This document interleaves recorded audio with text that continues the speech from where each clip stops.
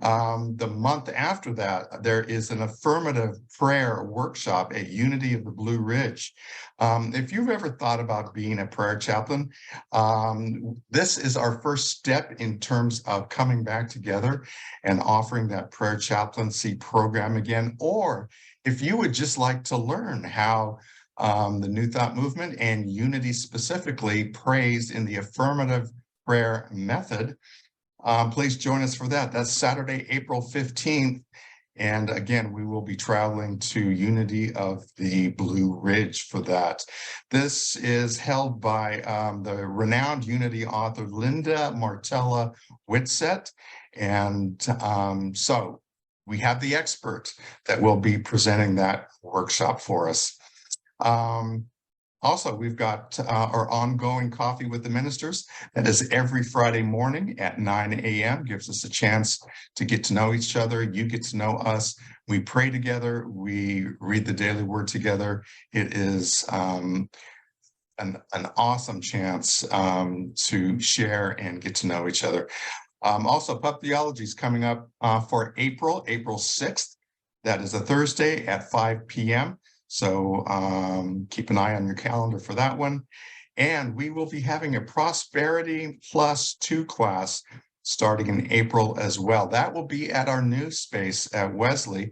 So we will have plenty of room to spread out, to come together. That will be in person only on that. So Prosperity 2 starting in April. And then we have our ongoing offerings as well. We have A Course in Miracles, Thursday at 9:30, Dialogue as Service. We have our Intention Meditation. We have the Belmont Study Group, which is on Tuesday evenings, and the men's group every other Wednesday at 9:30 a.m. So that men's group is meeting one more time at the Arrowwood location, and then we will shift over in April for that as well. So where are we? Let's see. In terms of, okay, let me go ahead and share with you.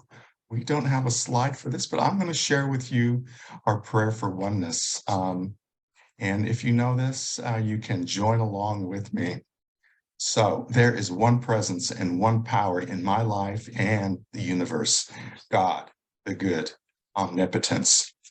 So we claim and affirm this presence in our lives as love. We'd like to take this time as well as we move into prayer to leave some space in terms of those folks in our lives who may be in need of prayer. So at this time, this is our chance to speak a name out loud, to hold that person in our hearts. And we as a group, as a collective, will hold that person in prayer as well. So at this time, we will pause and you can say their name out loud or simply in your own heart. Hannah.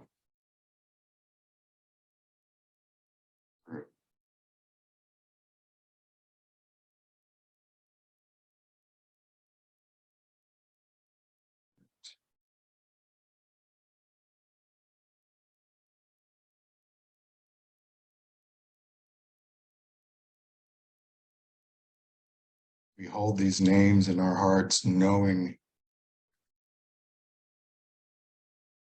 that what they need is on their way at this moment. Health, wholeness, relationship, whatever it is, we hold them in prayer. We hold them in the light, knowing that all is well. Amen. And know that we also have Silent Unity at our disposal. We can call them on the phone. We can text them. We can bring them up on your cell phone, on your smartphone app as well. 24 hours a day, 7 days a week. You Pray is the name of the app, or Silent Unity. You can reach out to them for all of your needs. And you see me leaning over as we move into our daily word. So our daily word for today, March 12th, is illuminate. I welcome the light. Taking a moment to appreciate the beauty of a sunset, I realize that in another part of the world, the first rays of a rising sun are beginning to light this morning sky. Whether I see it or not, the sun never stops shining.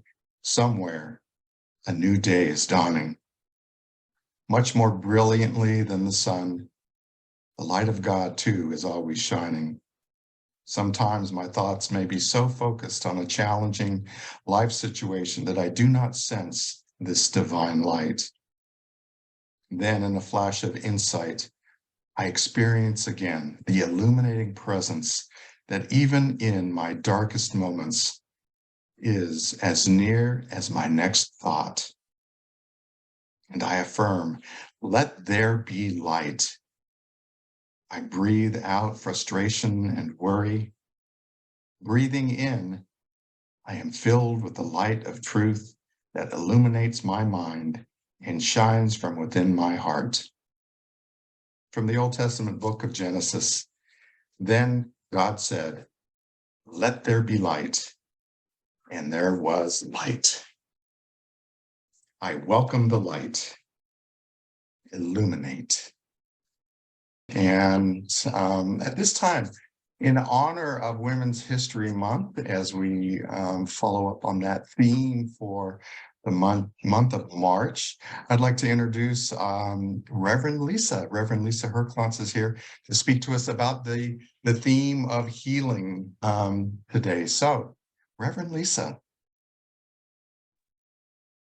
Well, good morning, everybody. What a morning it's been for us. It's always kind of fun. It kind of shakes things up and gets the energy flowing. And what does it do when you step in and everything that's supposed to be there isn't?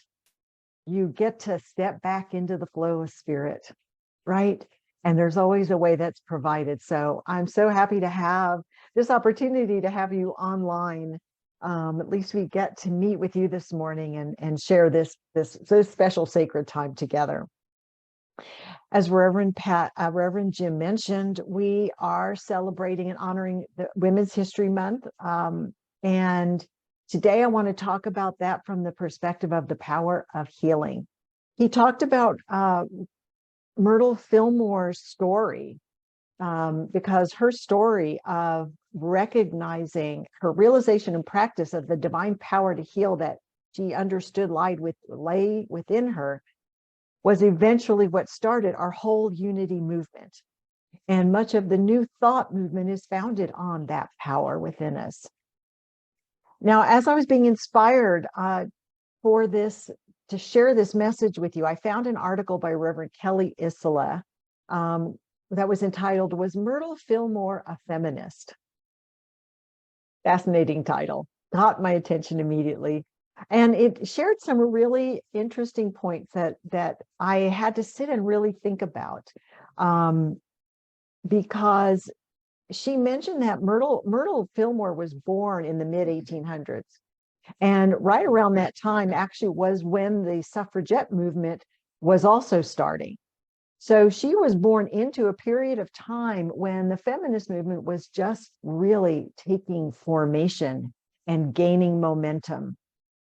So the whole New Thought movement is actually considered a part of the feminist movement because it embodies much of the theology and philosophy that the feminist movement was about. Now, I want to stop for a moment. Now, I thought I'd be doing this talk live. So I was going to pose the question, but I'm going to pose it and let you just think about it. I may not be able to get your responses, but when you hear the word feminist, what does it, what comes up for you? When you hear the word feminist, is there a reaction or a response, or what thoughts or feelings does that elicit? And just think about that for a moment. because I'll share a little bit of my own journey, because from the time I was born, I had a very strong streak of independence. And my parents were very much of the conventional 50s family model, and they were happy with that. Like those were roles that they accepted, and they enjoyed it. But for me, it never fit. And I always knew there was something else I was being called to do. And so I, I would have thought that I would have just jumped into this idea of this feminist movement, but I really had a lot of negative connotations around what I thought that was. And as I went on my own journey, it took me a while to realize that in order to truly become liberated, I had to do my own inner work. I had my own heroine's journey to go through, because we have embedded, at least I had some embedded unconscious beliefs that were holding me back from truly being free to express who I was as a female and a woman in our culture. And as some of these might sound familiar to you, because much to my surprise and chagrin, I discovered within me, I still held to this idea of what I call the Snow White syndrome. Snow White, someday my prince will come. Someday my knight in shining armor is going to sweep me up and everything in my life will be amazing.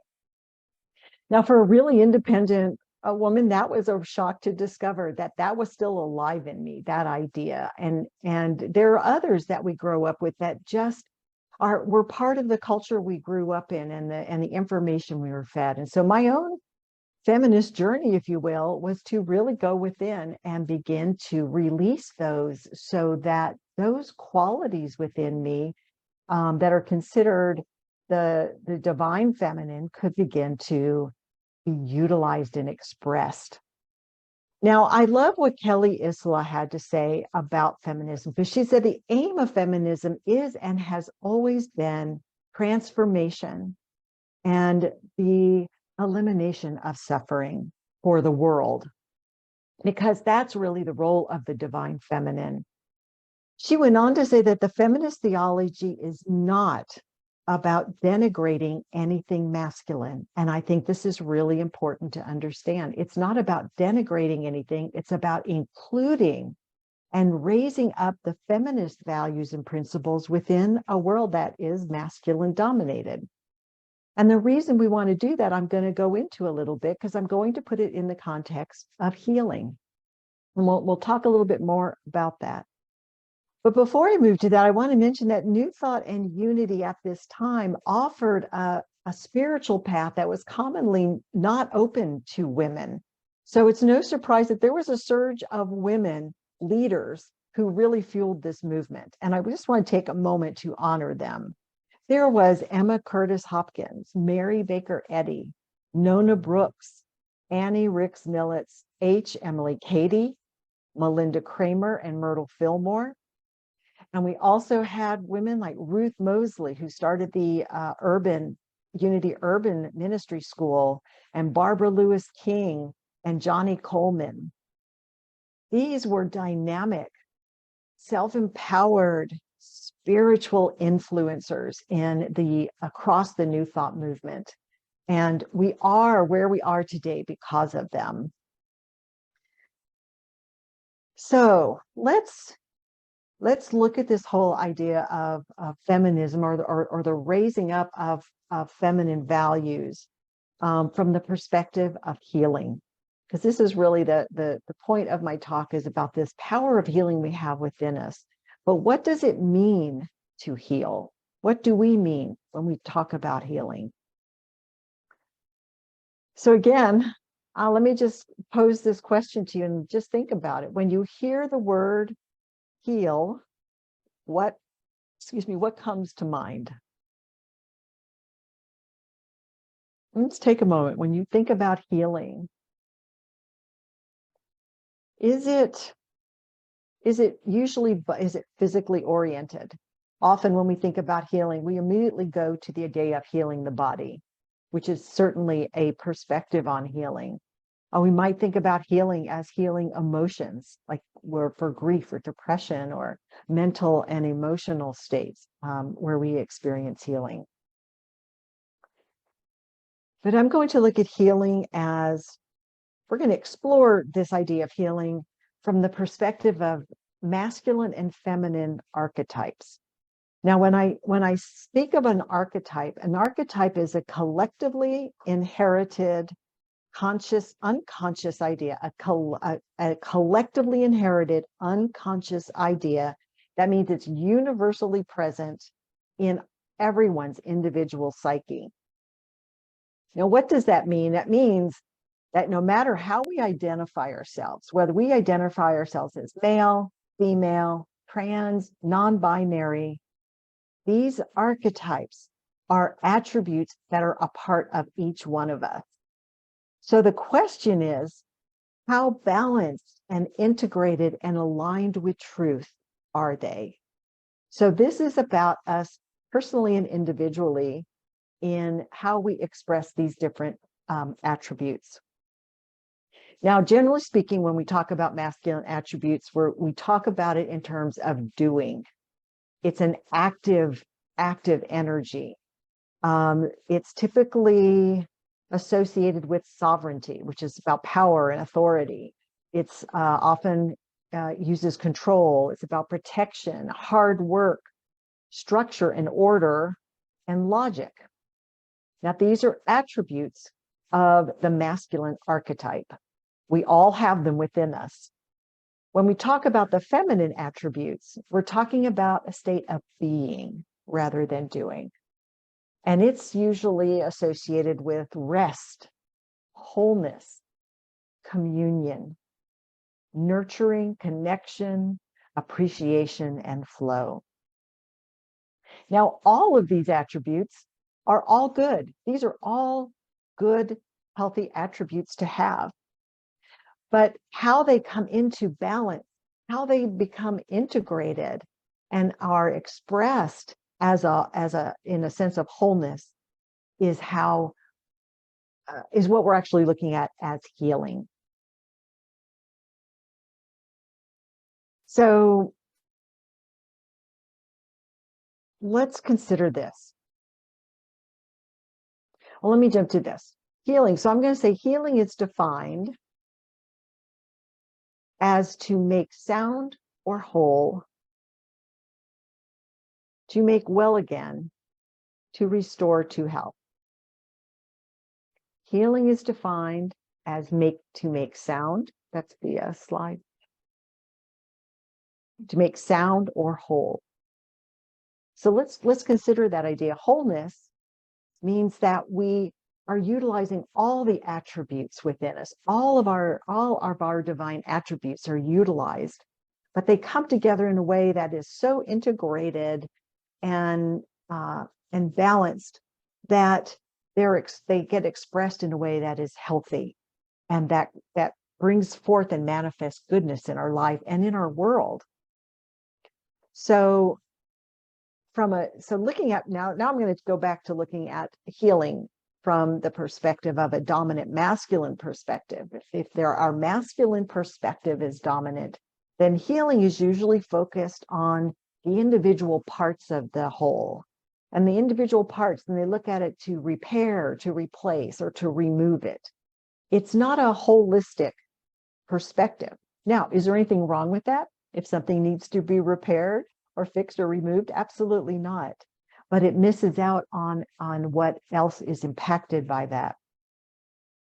So the idea of mending and fixing or reconstructing, these are all outer workings, and they're always focused on the parts and pieces instead of the whole. But to heal is to work from the understanding of the whole. And that's bringing our feminine values into place. So I wonder if any of you have ever experienced going to a doctor or know someone who's gone to a doctor, and they're given medicine for a particular symptom, and they take that medicine and that symptom eases up, but then it creates another symptom. And then they're prescribed another medicine to deal with that symptom.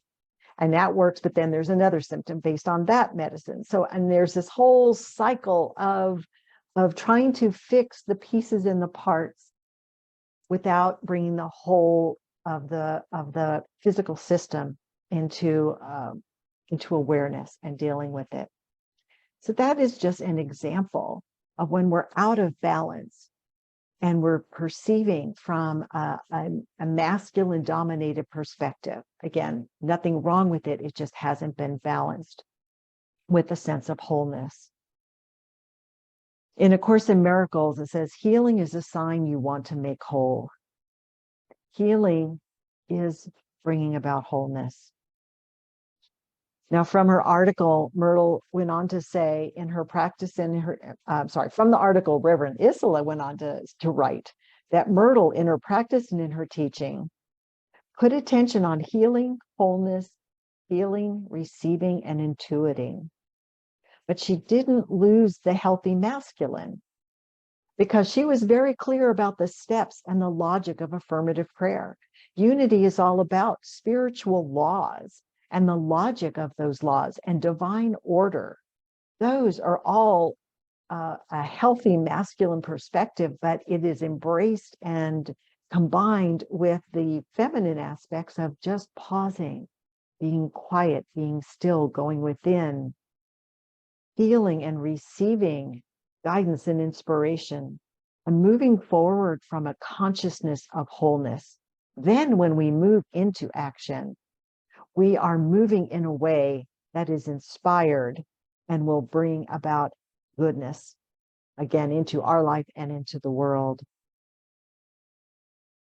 And we don't just do this for ourselves. This is another perspective of the more feminine attributes and qualities, is that Myrtle says none of us are elevated, transformed, or healed without the other. We are, because when we begin to allow for the expression of that divine feminine, we begin to see everything from a sense of oneness, of wholeness, of interconnectedness. And we recognize not only are we healing ourselves, but we are offering healing to the world. Again, A Course in Miracles says, healing is a thought by which two minds perceive their oneness and become glad. Joy.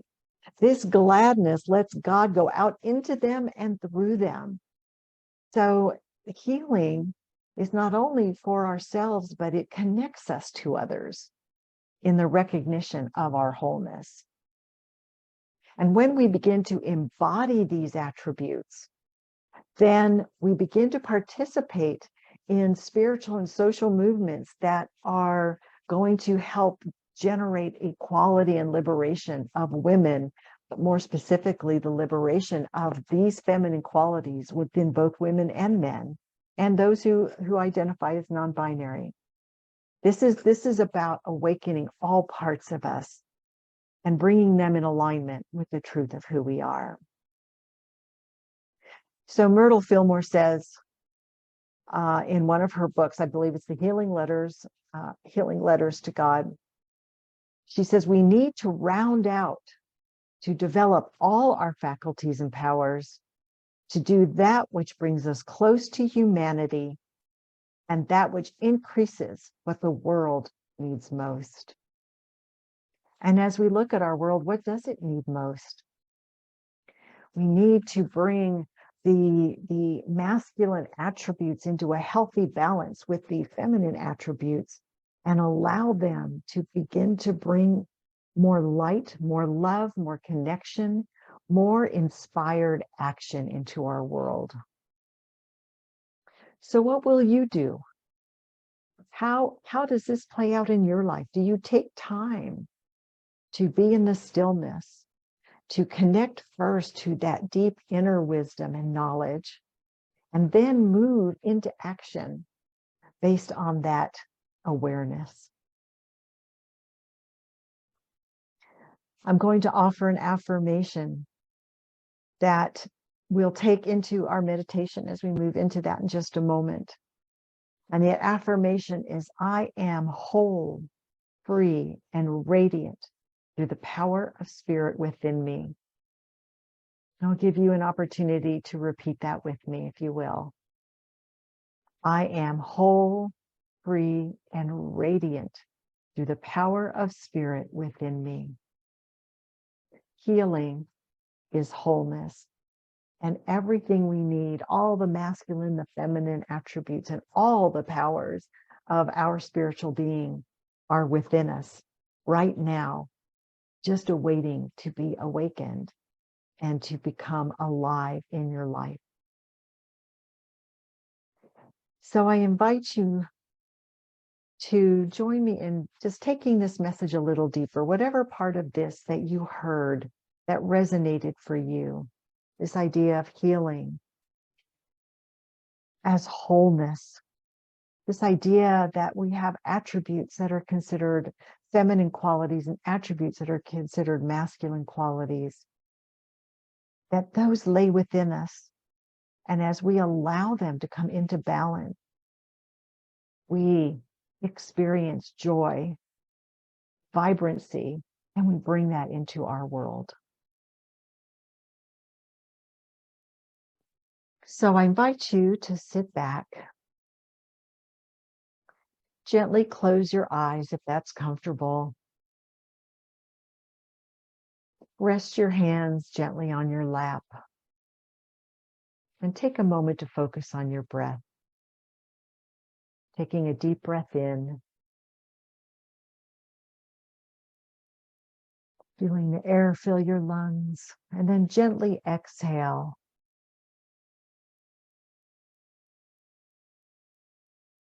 And feel yourself relax a little deeper, feeling fully supported in the seat that is holding you up. Another deep breath in. And a gentle exhale out.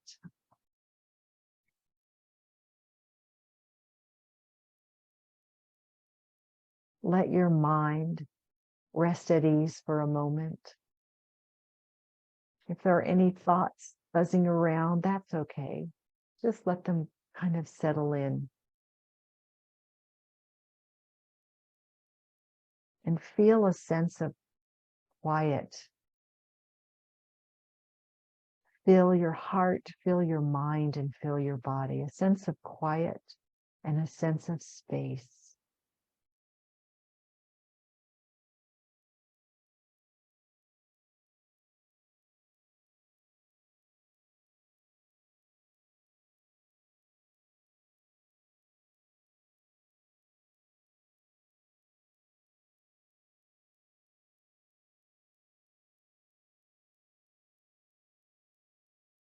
And imagine all the parts of your body,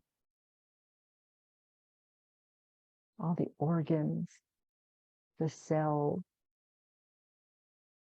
every fiber, every atom. And notice how there's all these parts, but they're all functioning together in a whole system.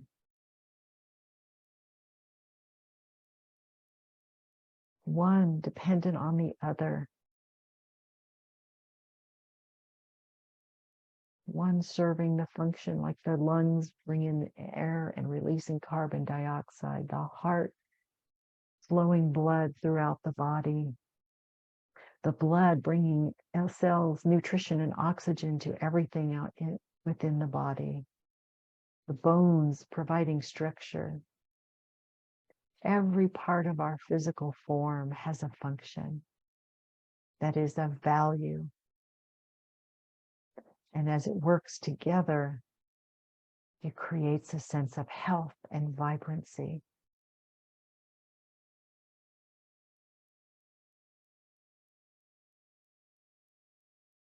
And this is but one system in our life.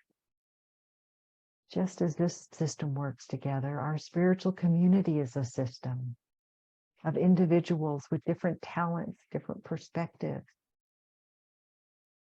different creative gifts, all of value, but when they come together and work together,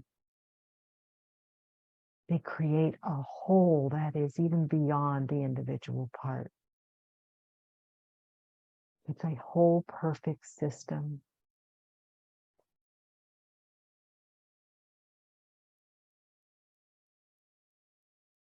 Now, just as we imagine the cells of our body or the members of our spiritual community, imagine a global system. Each person, just like every cell in the body, has a function, a spiritual gift.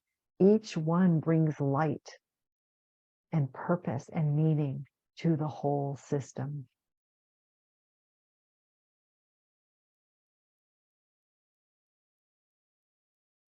And see that system working perfectly in harmony, in balance, integrated into a whole that can't be separated into parts. And it's filled with light.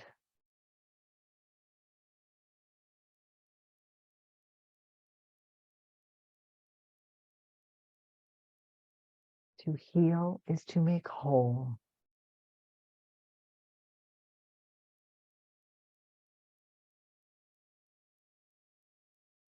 Just sit with that image for a few moments in the silence.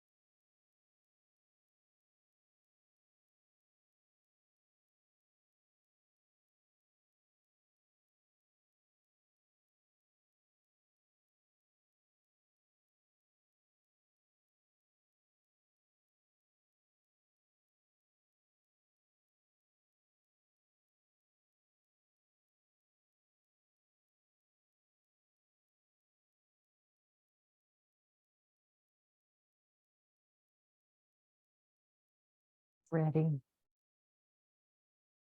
Gently open your eyes.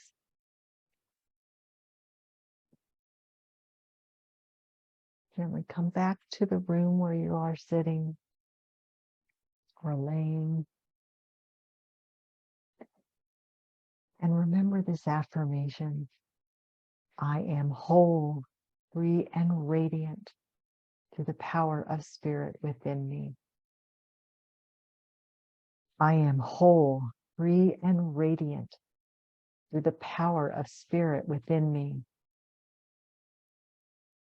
I am whole, free, and radiant through the power of spirit within me. And so it is. Namaste.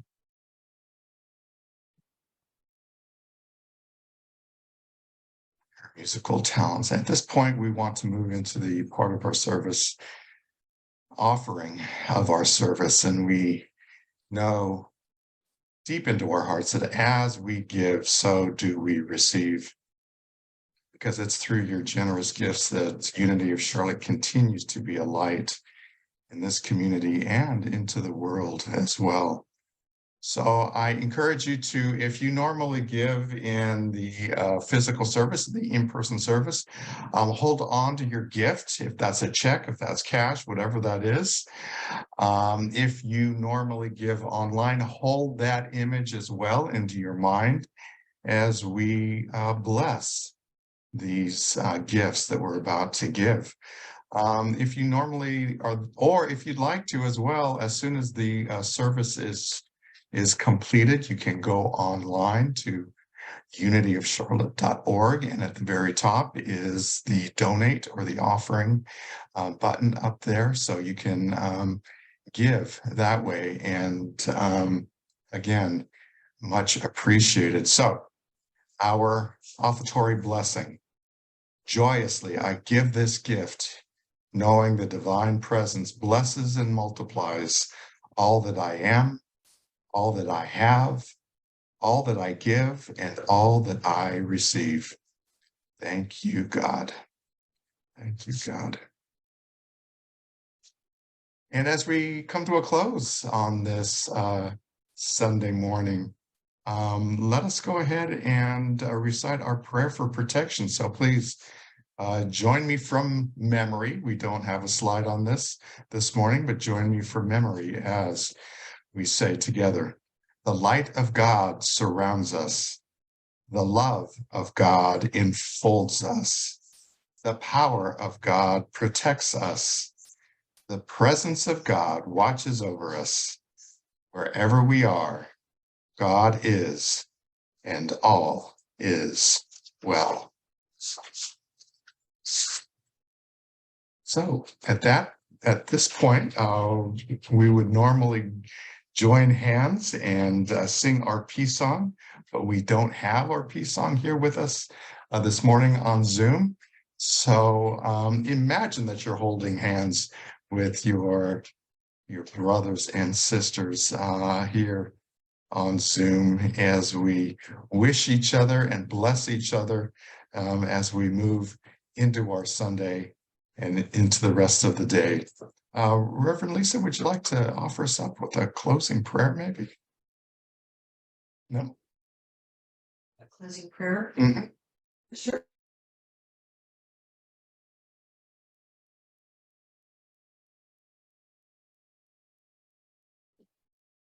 I was just checking out some of the chats. So good to hear from some of you.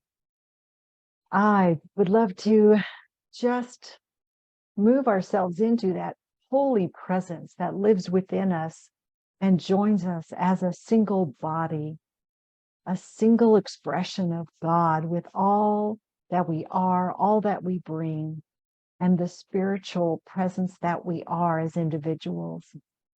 We together join and make a whole, and that whole is joyous, happy, healthy, and vibrant with life. And for this, I am so grateful. As we release these ideas into the light, we claim them to be true and say, Amen.